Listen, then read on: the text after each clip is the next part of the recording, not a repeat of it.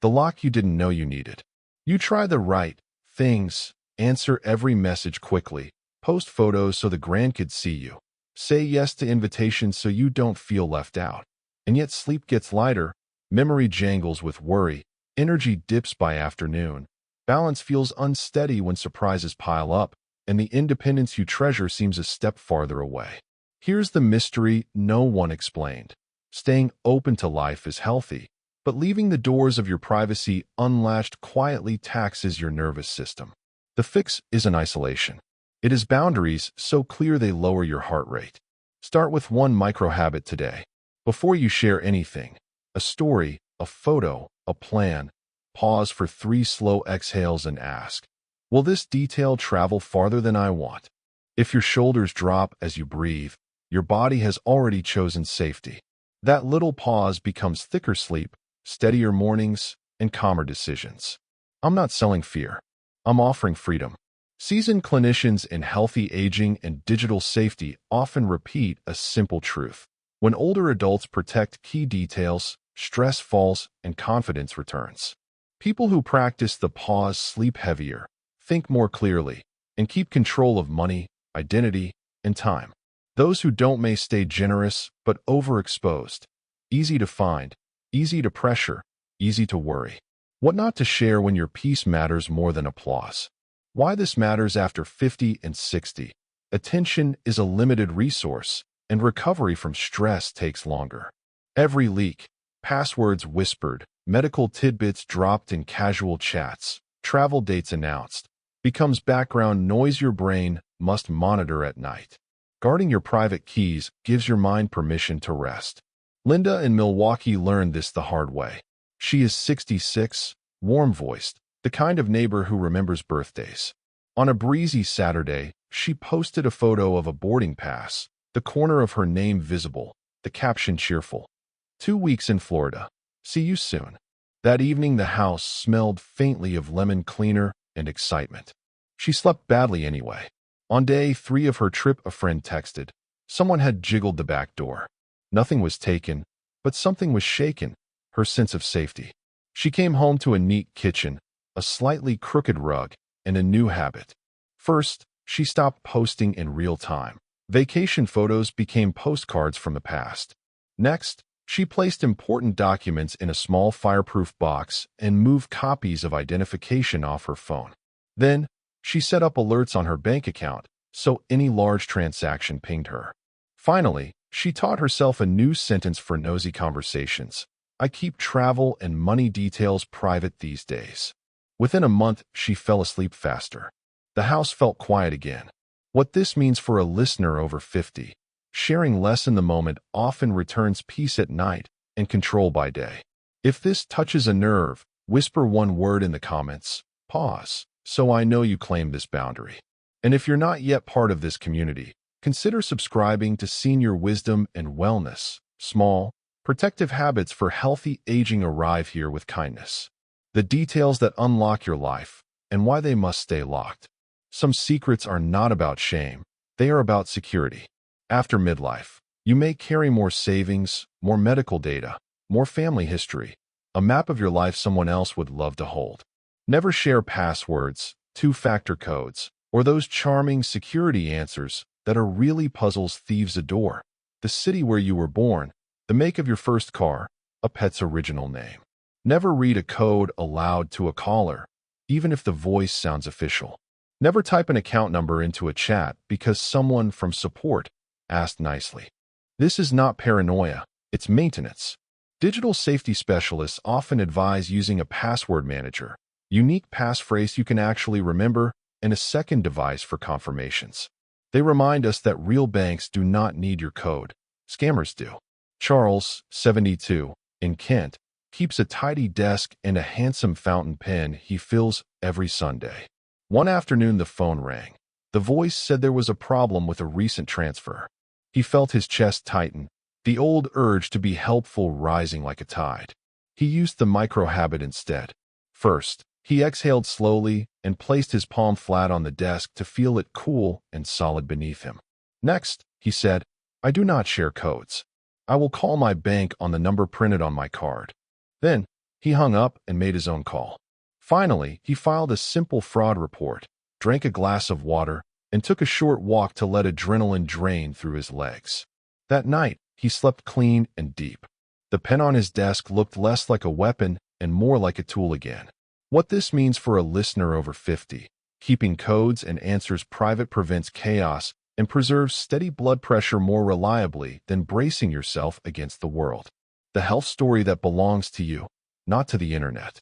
It can feel good to tell people what you're going through: surgeries, diagnoses, medications. Support helps.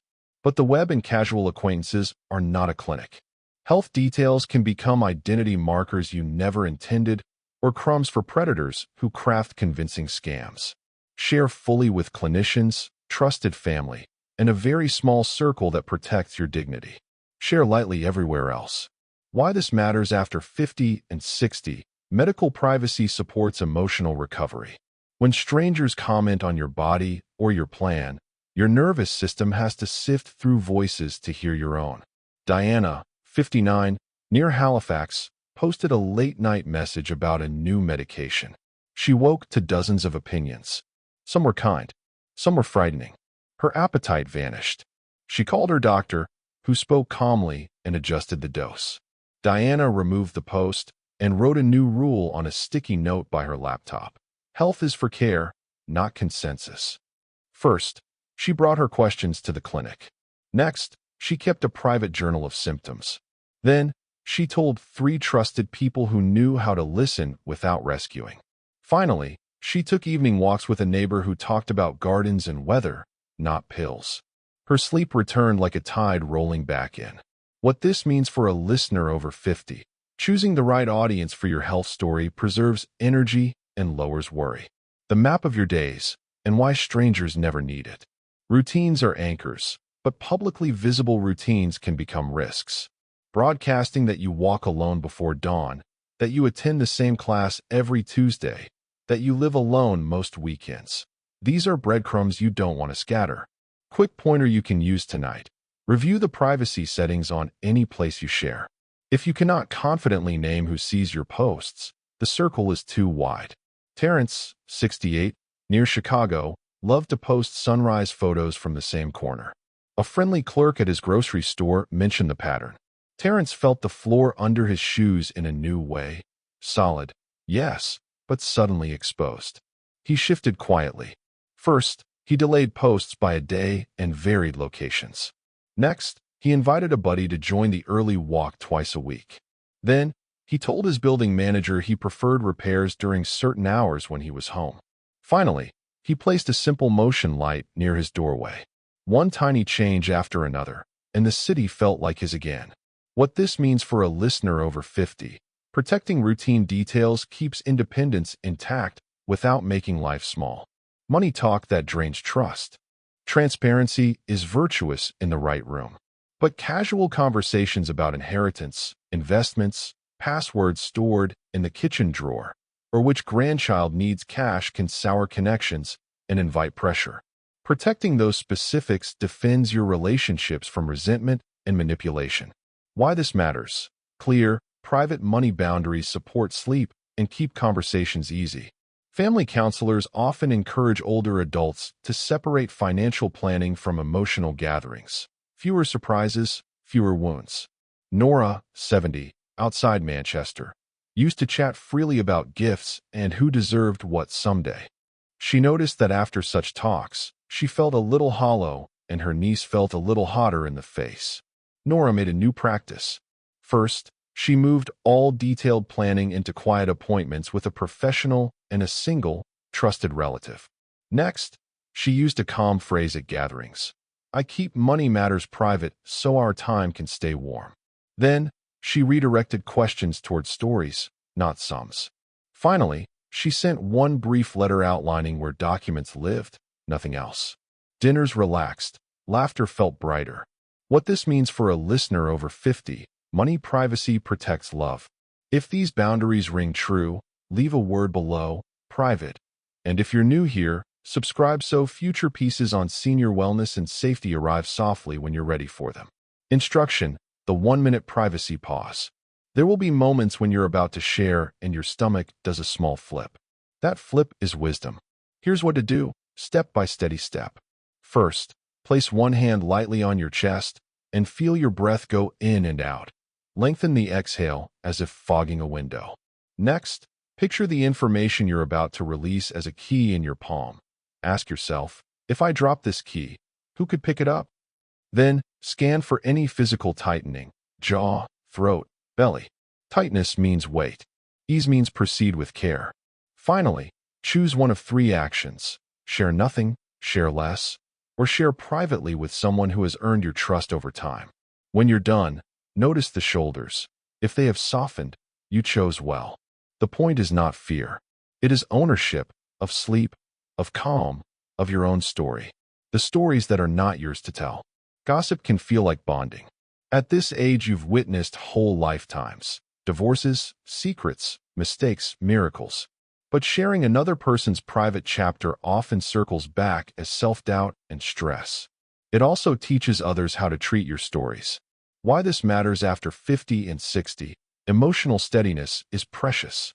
Keeping others' confidences protects your inner climate. Marcos, 61, in San Diego, almost told a friend about his daughter's rough patch. His tongue shaped the words. His heart stuttered. He chose silence and asked about the friend's garden instead. He felt the relief land like a gentle weight on his feet. Later, his daughter thanked him for being her quiet harbor.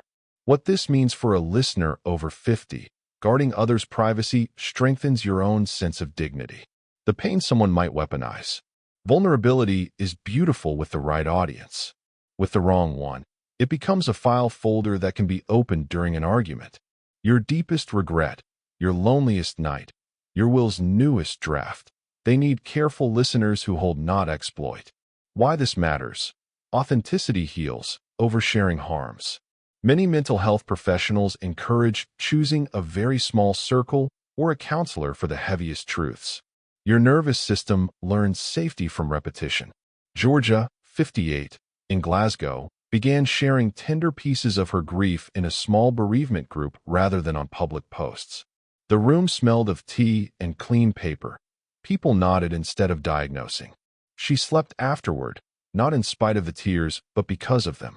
What this means for a listener over 50, share deeply where you are held, not graded. The photo that says where you live.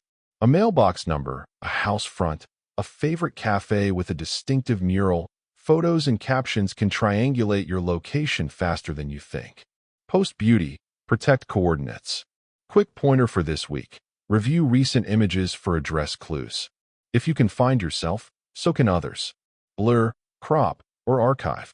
Samir, 65, near Toronto, loved his new porch and wanted the world to see it. A friend gently pointed out the house number. Samir laughed, then edited. First, he learned the crop tool. Next, he posted wider shots of trees and sky, less of locks and doors. Then, he created a small private album for family with full images. Finally, he added a motion camera for peace of mind, then promptly forgot about it, the truest sign his stress had fallen. What this means for a listener over 50, beautiful memories do not require precise maps. You do not owe the world your keys. You owe yourself your sleep. If this opened a door in your thinking, subscribe to Senior Wisdom and Wellness and leave one short comment. Which detail will you protect first? Travel plans, codes, health notes, or money talk? Your single word may become the boundary another listener needed today. The silence that protects peace. There comes a moment in your 60s or 70s when you realize this. Peace has become your most valuable possession. You can buy hearing aids, new shoes, or vitamins, but you cannot buy quiet inside your own mind. And that peace slips away fastest when every thought is broadcast, every plan narrated, every wound reopened through retelling. Why this matters for the 50-plus mind and body. Each time you overshare, your brain relives the emotion as if it's happening again. Heart rate rises, muscles tense, cortisol lingers. But when you choose silence, not repression, but conscious privacy, your body reads it as safety. Ruth, 74, in Oregon, used to tell anyone who'd listen about her chronic pain. It made her feel less invisible. But every conversation left her drained, and she noticed the pain spiked after long calls.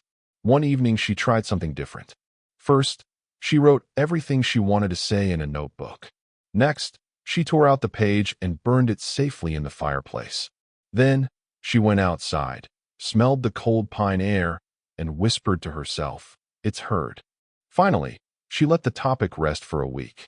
Her body calmed enough for the first full night's sleep in months. What this means for a listener over 50, sometimes what you don't say is what finally lets healing begin. Secrets that belong to your past self. Every life over 50 holds chapters you outgrew, choices that don't match the wisdom you have now. But many older adults keep reopening those chapters, confessing, apologizing, explaining to children, friends, even strangers online.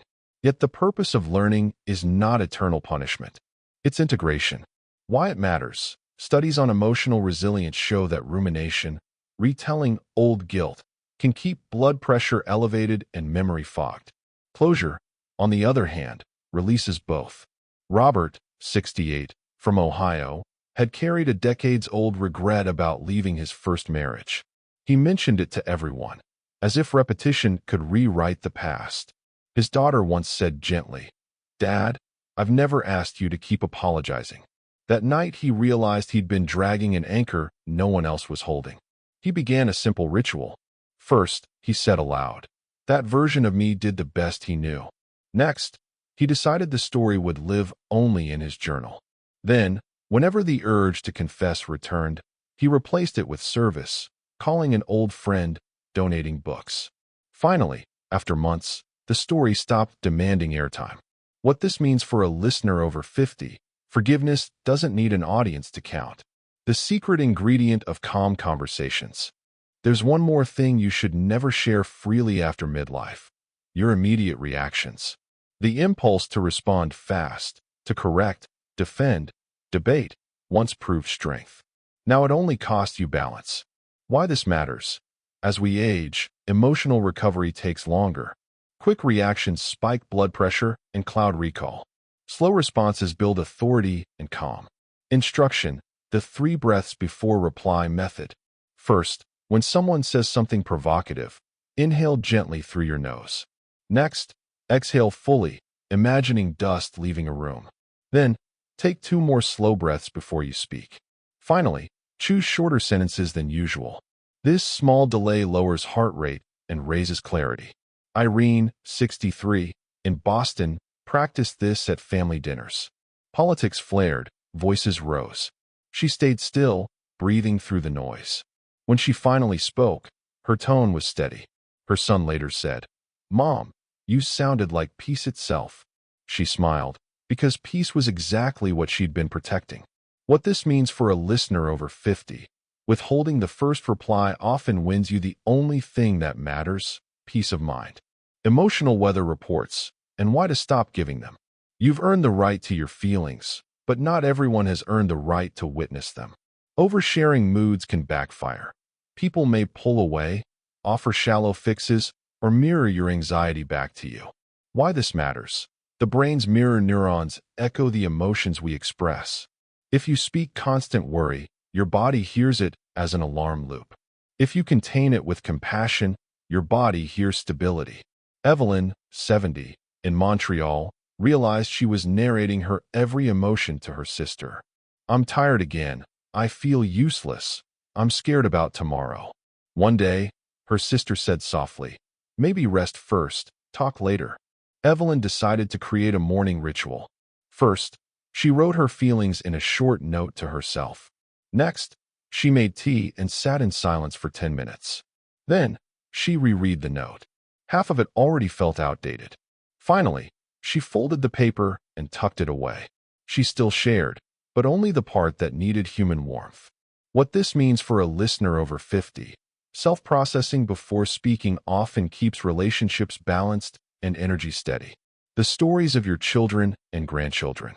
It's natural to beam with pride or worry about your family, but their lives are their stories. Sharing their private challenges or decisions without consent can strain trust and invite judgment that rebounds on you. Why this matters? Keeping family stories private maintains respect across generations. Boundaries protect relationships far longer than explanations. Carl, 67, from Michigan, loved to tell neighbors about his daughter's divorce. He framed it as concern, not gossip, but when she heard, she stopped calling. He apologized sincerely, then learned a simple rule. If the story isn't yours, it's not yours to tell. First, he asked permission before mentioning her. Next, he redirected conversations toward shared memories, not updates. Then, he filled the quiet with a new hobby, woodworking, where privacy was part of the craft. Finally, his daughter called again. "Thanks for guarding my space," she said.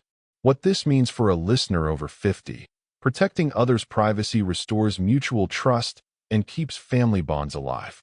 The numbers that measure your worth. Another trap after 50, comparing pension amounts, house values, or medical stats with friends.